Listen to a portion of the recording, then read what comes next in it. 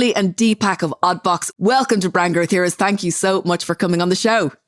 Thanks so much for having us, Fiona. Likewise, grateful to be here. Oh, listen, it's absolutely brilliant. It's great to meet you, Emilie. Obviously, Deepak, we know each other quite well because we've worked together and you're part of our alumni group on WhatsApp. Thank you so much, Emilie and Deepak. Can you take our listeners back to the beginning? How did you come up with the idea for Oddbox? Yeah, so obviously, as you can hear, I'm not from the UK, neither is Deepak. So I grew up originally in the north of France. My grandparents on both sides were potato farmers, but I never really worked on the farm and didn't know anything about the issue of food waste until 6 years ago. And so Deepak is from India, and both in France and in India, there's a lot more seasonality in terms of the produce than what we see in the UK. And so we used to grow our own produce. We had a big veg plot. And when we came to the UK, we were both amazed by the fact that you can get everything all year round in the UK. But strawberries in winter don't really taste of anything. So it gets quite disappointed when you get this produce which don't really have a taste. I can imagine coming from France, you're used to tomatoes that taste like tomatoes and strawberries that taste like strawberries, particularly in the north of France. And then you've got these watery red things that really genuinely don't taste of anything. That must be a massive disappointment. Deepak, what about you? What was your experience growing up? Yeah, look, when I was in India, I used to get mangoes just 3 months in a year. It used to be the most deliciously tasting mangoes, but I never remember looking at something and going, that looks perfect. Does it taste amazing? And it's perfect, seasonal, ripe, full of nutrients, bursting of flavor kind of produce. And for me, it was a bit of a shock coming here where you could get everything all the time, perfect looking stuff, a lot of stress on how it looks rather than how it tastes, which is quite a surprise as well. Which is totally backwards, right? Yeah. But actually, at that time, we didn't really do anything about it. Kind of went on with our lives, with our work. And it's just 5 years later when we went on holiday to Portugal. Again, when you go to kind of Southern Europe, every morning you get up, you go to the local market and you choose what you're going to eat for lunch. Mm. And so there was these tomatoes, which were ugly, different colors, really kind of very ripe, but they tasted amazing. And that kind of made us think, why can't we get such tomatoes in the UK? And that's when really we started looking a bit more into food supply chain and trying to understand what was so different in the UK and why we couldn't get this kind of produce. And that's then that we realized that there was over 40% of the food we produce being wasted overall and never consumed. And the fact that there's very strict criteria in terms of the size, shape, color, and cosmetic specification of produce. And we thought that's just crazy that we've become so used to seeing produce in a specific way that we can't accept anything else. Yeah, absolutely. And so at this point, you guys had met. Where did you meet originally? And how did you end up in the UK? Just so we can fill people in. Right. So we originally met in 2002, it was, 2004, I think, when we were colleagues working in a American company called 3M, who do Scotch Brides, funny enough. And we were corporate finance colleagues then. That was in India. That was in India. Okay. So you both have a finance background. Correct. Yes. Exactly. Oh, that's got to help. Yeah, well, to a large degree, because finance is a big part of running a business.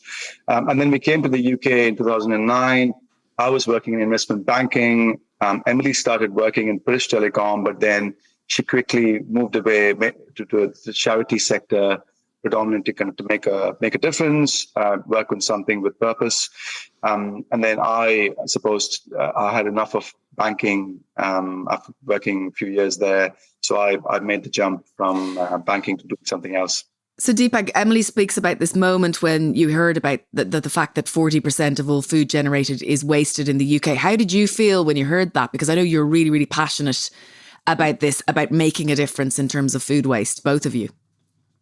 For us, we thought actually there's a huge opportunity.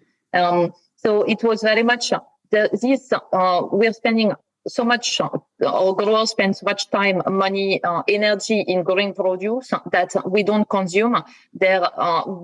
We knew as consumers we would be happy to eat any types of produce, even if it doesn't look perfect. So we thought we're probably not the only ones.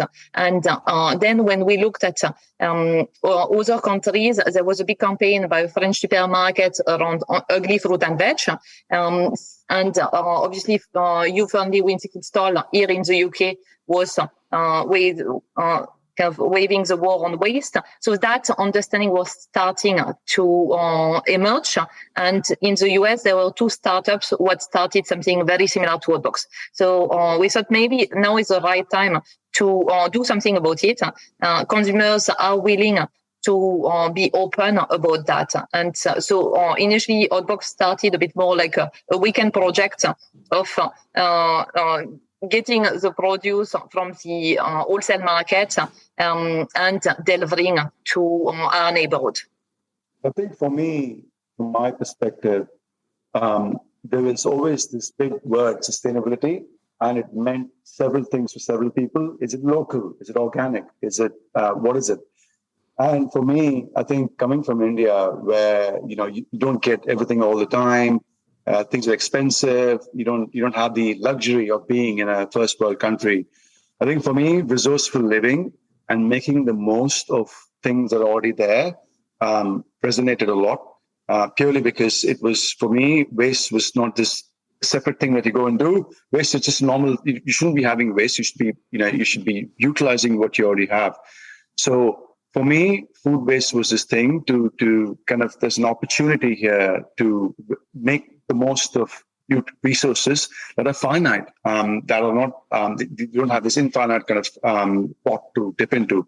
So I think that resonated a lot in terms of practicality of making the most of resources. Yeah, like living in a different way. So making this change amongst consumers in the UK that they would live a different way, a more sustainable way for the planet. So what did that first product look like? What did the first Oddbox look like? And talk us through then, maybe Deepak, how did it move from that very first box, whatever that looked like, to, the next stage of growth when you had a website or whatever the next stage of growth was? So November 2015, I believe it was, we decided to test the market and we launched a 6-week prepaid trial for 20 customers to nice, really, small. Yeah, test the idea. We thought it was a great idea, obviously, but then we wanted to understand if people were actually willing to pay for it. So we started working with a couple of wholesale market growers, predominantly because, again, there was a lot of naivety involved. We thought we would just go to growers and then ask them, right, can you just send us this, wonky looking produce, and we could and ship it to our flat. We didn't have a warehouse then. Easy, right? Yeah, exactly. What we thought, obviously, clearly that was not practical. Farmers. We realized that farmers grow and they don't take care of the logistics. So if we wanted produce from lots of different growers, we would need to go to pick it up. And produce are grown. So each grower will be specialized in different type of produce. So apples are grown in Kent. Lean culture is very famous for all the brassicas and root veg.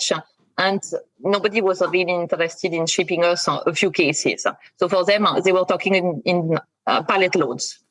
So we approached a couple of wholesale market growers, traders who also were growers and who understood the concept, and they said, this is a nice idea, happy to kind of work with you. And then we, went with 20 customers. We were storing a lot of the initial produce in our flat on the terrace. It was cold. So, health and safety be damned at that point in time. We didn't know about all that. And then we would deliver big boxes of fruit and veg on the ground in the wholesale market. So we go to wholesale market, collect all the produce, put that into boxes on the ground, and then just tape that with a old kind of sticker. It used to be called Tasty Misfits then. Just if you're interested. Okay, Tasty Misfits. Not Oddbox. Another great brand name. Yeah, not sure. I think that's another story, but we realized that Misfits was already trademark. Okay. And so that forced us to change our name, which in hindsight was a good decision. Okay. Yeah. And then we would deliver it ourselves to customers in Southwest London. That's how we started. So again, we wanted to test the market. We didn't want to be nationwide from day one. We wanted to test the market in Southwest London, where we were based. And so how did you know that it was working? So firstly, I think the proof point was when 20 customers prepaid for 6 weeks. Okay. And those customers came through friends, family, people on our network. We didn't kind of go and advertise somewhere. We did print a few flyers, again, cheaply made via Canva. And then we door delivered them or stood outside Tube Station to deliver them in Ballon, where we still live. And that's how was our kind of first marketing or first sales proof point. Amazing. So from 20 customers then, what was the next stage then? So it worked. People reordered, I presume. What happened then? So then that was only a 6 weeks trial. And then we realized it's not scalable, not to have a warehouse. So we need to find a solution for parking the boxes. And so Deepak went around the neighborhood to local churches and community halls to see whether we could get free space to use. So we were actually, because the wholesale market is open only overnight. And at that time, I was still working full time. We were doing the packing on Saturday early morning and then delivering. And so once we found that warehouse, then we restarted again with 20, 30 customers and then scaled from there. But when you said that warehouse, it's literally a church on the road where we used to live. And, I've spoken to all these churches and they all said they don't have space, they have insurance issues and so on. There's just one church on the same road. And the pastor said, well, you can give me some fruit and veg, or I can share that with the community and we'll give you some space, Brilliant. Which is great. And that was great. So we would go to the wholesale market at 1 o'clock in the morning, bring the produce back to the church, pack the produce in the boxes at about 5 a.m. in the morning, and we would deliver it from 5 to 9 on Saturday morning. And then we got a few drivers. So through Gumtree, advertising, we needed drivers to deliver. So people who were doing Uber or any kind of other passenger pickups. Some van drivers who wanted additional work, and that's how we kind of started to scale. So how big did it get at that point before you started to investing in a proper website and social media marketing and a team? We had a website from the start. So because people needed to subscribe through the website, but that was just an off-the-shelf website that we built ourselves. And then we redid the website 9 months into launching using a small two freelance brand designers. I think it would be important to point out at this point in time that we didn't have a lot of money. So it was all bootstrapped. So we spent £30 on our first Tasty Misfits logo. We spent £300 on our first Oddbox logo. And there was no branding at that point in time, or limited knowledge meant branding. Clearly, there was a logo, right? And that's it. There's nothing else. Yeah. We didn't even have a tagline. I don't remember. No, I don't think we had a tagline. Yeah. And also we were printing. So the boxes were not branded. So we had designed ourselves and printed just some stickers that we were using to close the boxes. We were writing what was the box type with ourselves. So there was no real branding. But I think there's some value in that as well. Absolutely. That, if the product works at the end, people buy a product, and we needed to make sure that the proposition and the product worked more than the branding.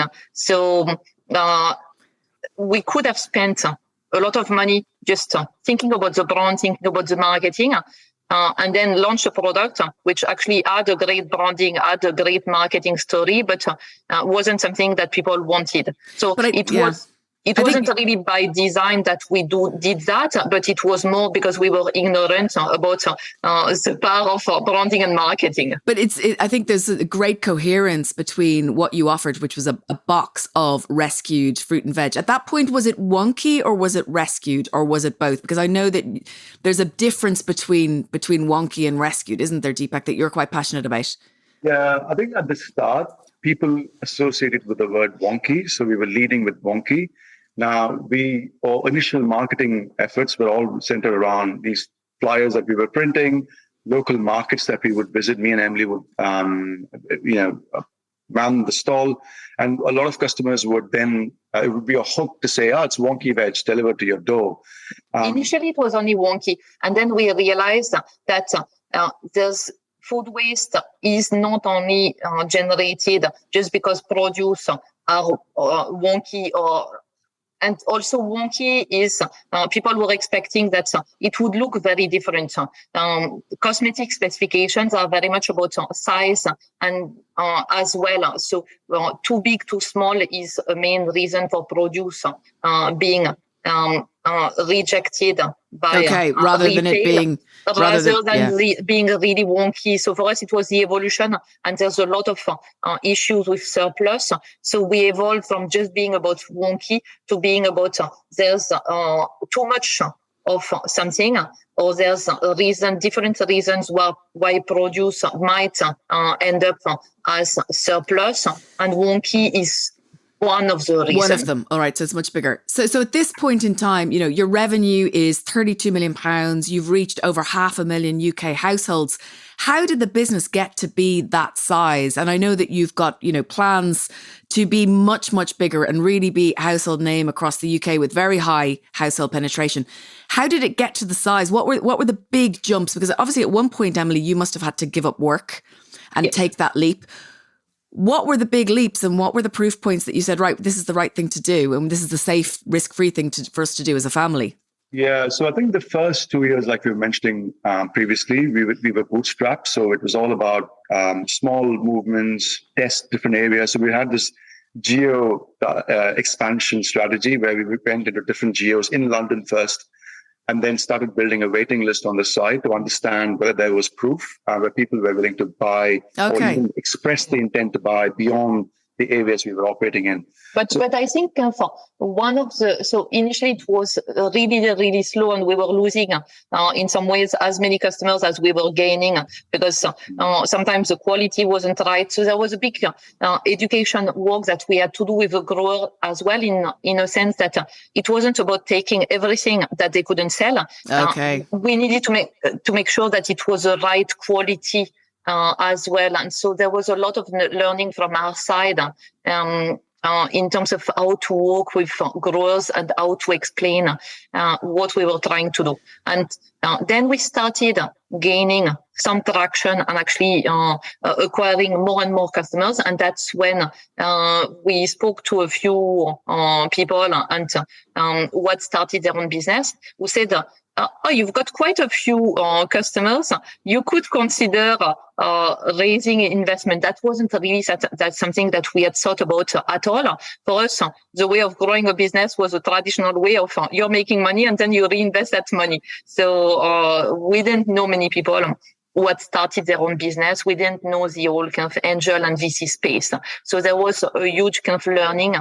Even though you were both in corporate finance, I mean, that's crazy. I thought you guys would be the first to know about that whole scene. Well, a different thing, isn't it? Like corporate finance is all about knowing your profit and loss account and your balance sheet and cash flow and so on. Whereas investment is a completely different ball game. Right. It's about pitching your story. It's about having a grand vision. It's about really kind of selling your business to someone else beyond just the financials. I mean, financials was a strong point, but not the storytelling aspect. Okay, so you were in the corporate finance, as in the corporate finance accounting side rather than the investment side. Correct. All right. Okay, I can see how those two things are different. So you decided you were going to raise money. What happened then? Yeah, so then we worked with a corporate firm who could introduce us to angel investors because, again, we are not from the UK. we don't have a network at all here. So we had to kind of really build that network. And then some of the entrepreneurs had done crowdfunding, and they said, for a business like you, where you've got a very engaged community, then there's some value in getting your customers on the journey with you. And so we thought that it can be quite powerful to have our community really being investors in Oddbox as well. And so in 2018, mid-2018, we raised $500,000 through angel and crowdfunding. And that's when we really started accelerating our traction when we recruited a marketing director who was one of our customers. Okay. At this point, when we raised crowdfunding, we were $500,000 in revenue run rate. We had probably 1,000 customers, and we were just in South London. And we had built a waiting list of 2,500 people, and we literally took that revenue run rate and the waiting list to say, look, we need money, but to expand to the rest of London and beyond, could you give us money? So I think that was the kind of first proof point, really, a big jump, which allowed us to expand operationally, but also recruit people who knew how to do that in a sustainable way. Can I ask just one question there? Because someone actually sent me a voice message on Instagram recently saying, nobody ever talks about how much money it costs of your own personal money to putting into a business before you get to the stage where you're crowdfunding. And she said, no one ever talks about it on your show. And she said, I think that's, what did she say? An omission. She said, it's an omission on all of your episodes that you're not asking people, did they have to invest their own money? Because she said, it's not necessarily a true reflection of, if people have their own money, if they come from a background where they've worked in corporate finance, they have their own money. Did you have to put some of your own money into this up front? Yeah, we did. We put £50,000 into the business. And also at the same time, Deepak was had quit his job. So he was fully in the business. And I was working. So basically for 2 years, we lived on my salary and on some of our savings. I think it's really it was such a great point that this entrepreneur texted me during the week. I'm actually going to post it on LinkedIn with the voice message, because it is a great point, isn't it? Otherwise we give this impression to everybody that it's just really easy, that you can bootstrap it. Bootstrapping is different if you don't have 50,000 to put in and a corporate finance salary, right? Yeah. So that's a good point. Okay, so you crowdfunded, and then what happened?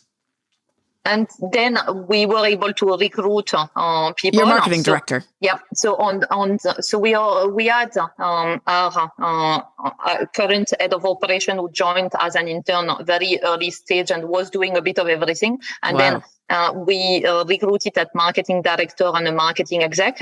And that's when we started doing some proper kind of paid digital marketing. And what worked really well for us was door-to-door flyering.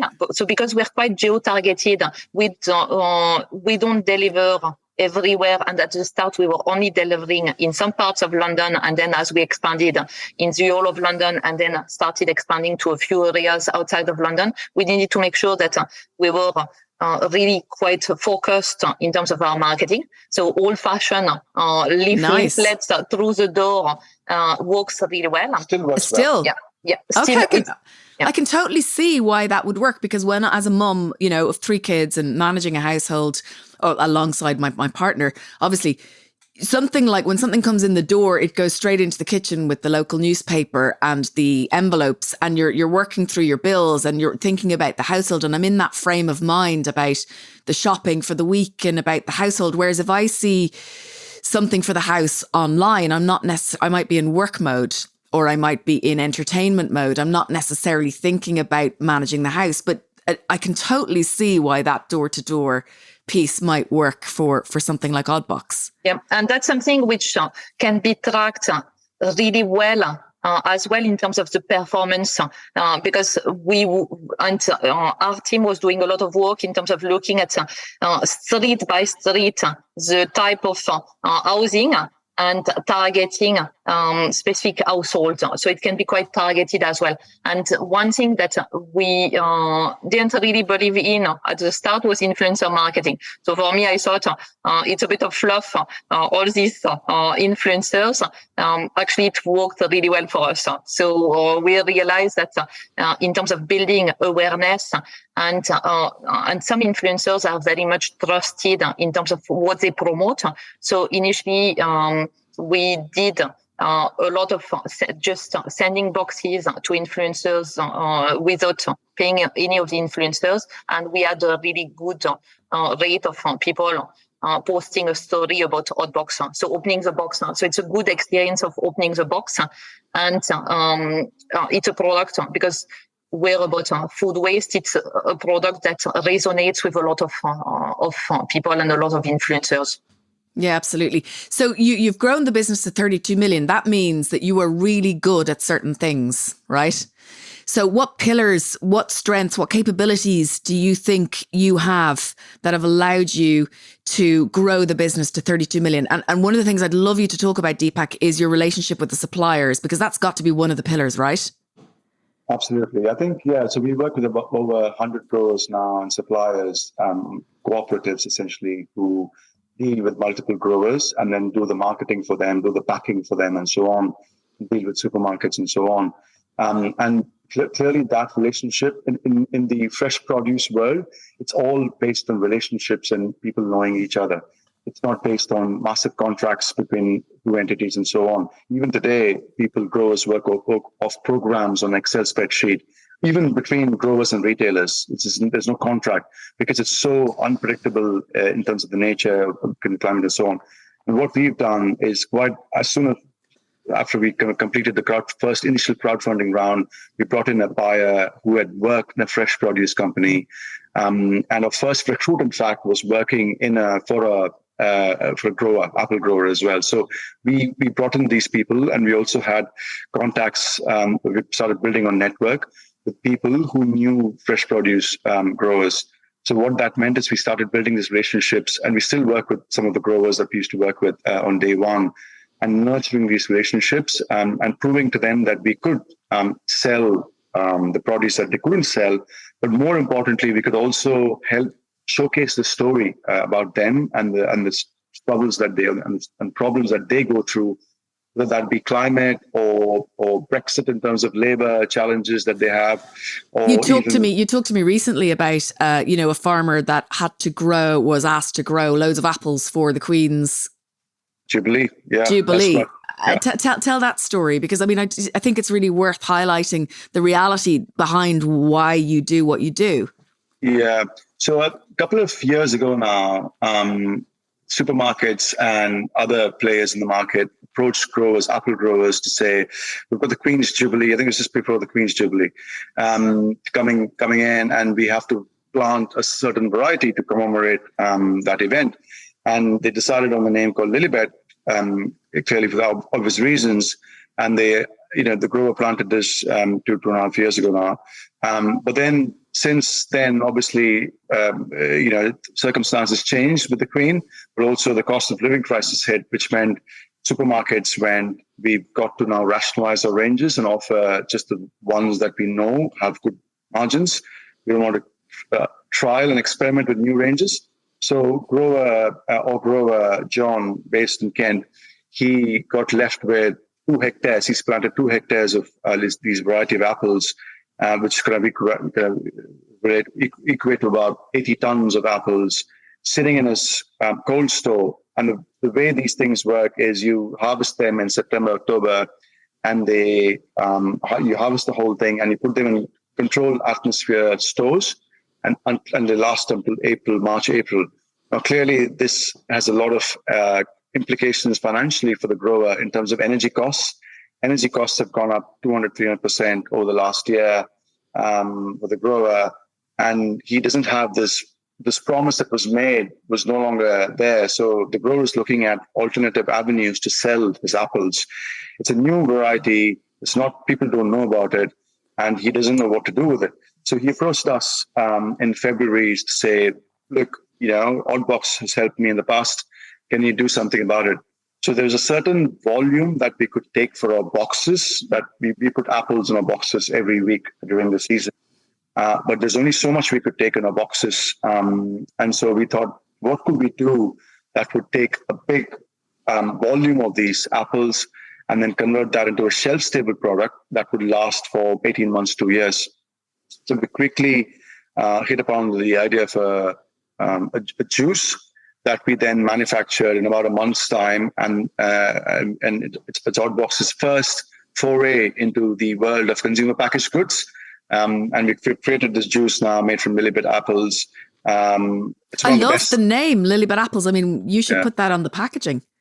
Yeah, we do mention the word, the variety of the apples, but I don't think there are many Lilibet apple juices around, whether in supermarkets or elsewhere. I think we think it tastes amazing. It sounds delicious. How do people get their hands on some? Yeah, so we recently launched an initiative called the Odd Shop, which is literally, so we thought, look, beyond fruit and veg and reducing food waste at the farm level, clearly there's also waste in the supply chain. A number of food and beverage brands undergo that wastage, and that could happen with short shelf life, misprinted packs, and things like that, reasons for that. And we thought, could we then start expanding our rescue mission and go beyond the farm and go into the supply chain? Oh, clever. And we've started working with a number of food brands now to their surplus varieties or surplus volumes into our boxes, so that people can add that on to their food and veg box. So how does a brand get in touch with you to do that? Is there criteria? I mean, do you take anyone? How does it work? Because I'm sure anyone listening to this would be thinking, this is great if I can get into the Oddbox boxes. What are the criteria? So it needs to be products which are at the risk of going to waste. So that's kind of our main criteria in terms of that's why we exist. Yeah. So and then we look at kind of the brand fit in terms of whether that's something that we think our community would like to purchase. And then, but we work with a lot of different brands. So we've worked with Montezuma, where they've repackaged some broken slabs of chocolates for us.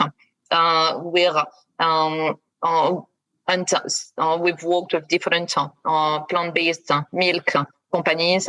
It can be snacks. We can take glass. We can take chilled. So there's quite a lot of things that we can take. I think in a way, from a customer standpoint, it's one is we like to make it easy for them to shop in one place. So they already buy their fresh produce from us. Could they buy, an oat milk, or could they buy a snack, or could they buy a juice from us, making it easy for them to shop in one place, convenient. But the second is also we try and give them a competitive price compared to retail price. So we, try and secure a 20 to 25% discount over what it sells in retail, because obviously, clearly, we're trying to accelerate behavior change here. And for someone to switch their shopping behavior from Ocado, where they buy their plant-based milk, for instance, to Oddbox, which, just on the back of food waste is probably not powerful enough and incentive enough for a number of our customers.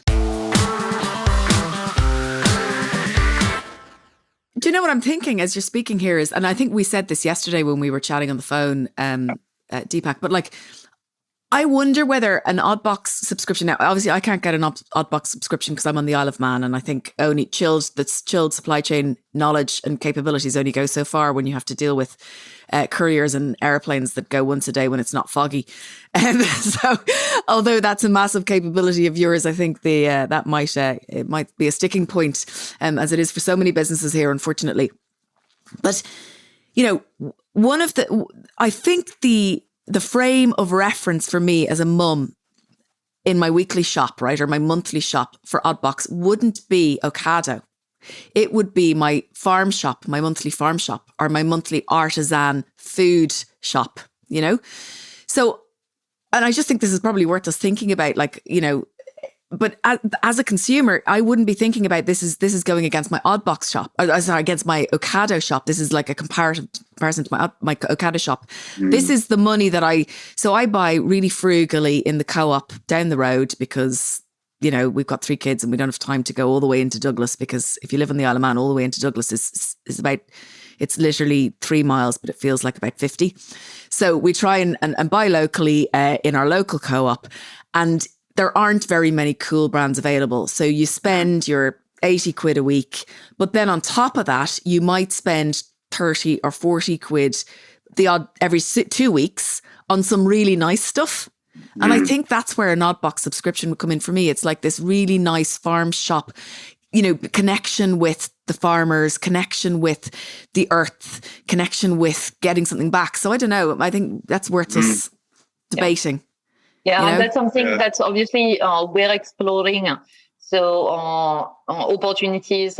COVID has been amazing for us in terms of giving us that access to a much broader audience, getting Oddbox into a lot more households because people wanted things delivered to their doors. Now that next phase of growth is about exploring what else we can do. Are there other ways we can help people shop in a better way, and what we call a grower-led way. So really starting with what's available, with what's been grown, with what's been produced, and making the most of what's available. Yeah, because there's no reason that you can't have anything in an Oddbox if it's at risk of going to waste, right? It's a brilliant mission. So what's your vision for the business going forward? Overall, our vision statement, as it were, is a world where all food grown is eaten. Nice. And what we're trying to do with that is we want to challenge the status quo and changing the way people consume. So we call our way of eating, a way of consumption, grower-led way. And what that means is that unlike any other food business or any other business who would base their operations on demand-led ways, so they would get the demand from customers and they would go to their suppliers or growers and say, grow this for me or produce this for me. Oddbox tries to flip that on its head by going to suppliers and growers and say, what do you have that you can't sell? So we are being grower-led in that instance. And it's for us to then figure out how do we manage the demand and how do we manage which is why we work with multiple apple growers, for instance, to sometimes fulfill the box. But I think we think there is value in a world like that, where we live within our means and we live within the limited resources that we have, and we don't go into this constant consumption feeds, growth and kind of pattern, because we are dealing with finite resources here. So ultimately, from a business and commercial standpoint, we would like more people to join us on that mission, on the wider mission. But we also understand that people are on a spectrum. Some people are already on that, closer to that mission. Some people are starting on that mission and they want to do something. They see climate change. They see the problems that's caused by climate change, but they don't know where to start. So we would like to make that convenient for people. And that's where the fruit and veg box is fine for a small amount of people. So receiving a celeriac can be a challenge for somebody who's never bought or cooked a celeriac. However, being able to buy an apple juice is less of a challenge because everybody drinks apple juice. So that's where we want to make sure that our proposition is accessible to a broader audience, whilst the initial fruit and veg box proposition is a bit more limited in terms of the audience that we can access. Okay, so in order to go to the mass market, I see the phase 2 is, bring in products that people need in their everyday consumption and their weekly shop that they need, rather than just the fruit and veg. And that's what you're doing with the Oddbox shop. You said something that really inspired me, or really kind of created an emotional connection or engagement a minute ago, which was that a world where everything, say it again. The world where all food grown is eaten. Yeah, I find that so engaging, and it kind of gives me those, where you get the chicken skin prickles on your arms. Yeah. And it's really powerful, Your strapline at the moment is fighting food waste, isn't it? Yeah. Yeah, strapline actually is eat good, do good, and stay on, which talks kind of links to that, and it's kind of how overall kind of. What other big messages would you like to get across? Because 6 minutes is actually a long time. We talked about your strength in supply chain, and then we veered off. Are there any other core pillars, Emilie, that you'd like to bring to the forefront, that what you're really good at, you know? So I think one thing that we spent a lot of effort and were really careful about at the start is the customer experience and the customer service. So we want to make sure that if somebody has an issue with their Oddbox, then that we support them, whether it's in receiving their Oddbox, but also it's in using their Oddbox. So from the start, we've had a leaflet in the box which tells them where the produce are from, why it's in the box. We give them, so there's always a story about whether it's a new story in terms of what's happening in the news recently, which might affect the produce industry, whether it's about the weather, whether it's about a specific grower that we've started working with, whether it's about how hailstorm has impacted the growth of apples. Okay. So education and awareness is a key part of our long-term vision. I mean, you could look at it. A lot of people might look at it as just how's that to do with running a business? But I think it makes us, we feel, number one, for us, it's a legacy. It's a long-term, that's a legacy me and Emilie want to leave in the world, to have changed behaviors through educating people. Number two, I think it also differentiates us from just selling a product which says just food based on the tin. I think there's a lot that goes behind the scenes. And if people really want to make lasting, meaningful change, then I think they need to understand about what happens behind the scenes on a farm. The trouble that a grower goes through. I mean, we all want to support growers and farmers and British farmers, but I think the moment when things become a bit more expensive, we go, but not that. We still want it to be cheaper. But I think somebody's paying the price. And I think it's important. It's our responsibility as a business to bring that story to life in a transparent, but also in a meaningful, digestible way. It's no good to just give you some high-level stats and making it really difficult to understand. And I think it's also because we found that so fascinating. We've learned so much that in some ways we want to share what we've learned. And we also put a lot of recipes in our boxes to help people cook with the produce, because the worst which can happen is that actually something sits in their fridge and they don't use it. Yeah. So, yeah. Yeah, absolutely. Tony's Chocolonely talks about being an impact-led business. And really, you started this business because you wanted to make a change and have an impact. And that's why you're doing it. You're not doing it really to sell a product. You're doing it because you want to make a difference to the state of food waste in the UK and in the world. Yeah. And that's wonderful. Thank you so much for coming on the show today and telling us the Oddbox story. Wishing you the very best. Wishing you loads of luck in trying to make this consumer change across all of the UK. I have no doubt that you will. Emilie, it was lovely to meet you. And Deepak, thank you so much, both of you, for coming on the show. Likewise. Thank you so much for giving us the opportunity as well to have a say. That's wonderful.